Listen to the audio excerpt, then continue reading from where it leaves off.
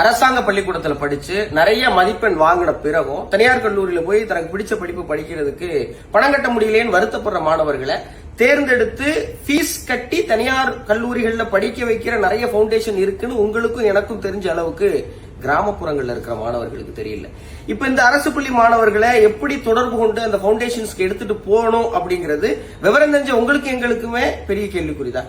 அப்ப இந்த குறையை தீர்க்கிறதுக்கு அகரம், மாற்றம், ஆனந்தம் யூத் மாதிரியான நல்ல பவுண்டேஷன்ஸ் தொடர்பு கொள்றதுக்கு அவங்களுடைய அப்ளிகேஷன் ஃபார்ம் எதுல இருக்குங்கிற லிங்க் சேர்ந்த ஒரு சாட்டை பழனி வைரவன் அப்படிங்கிற ஒரு நல்ல மனிதன் எனக்கு அமைச்சு இதை கொண்டு போய் சேருங்க தம்பி அப்படின்னாரு.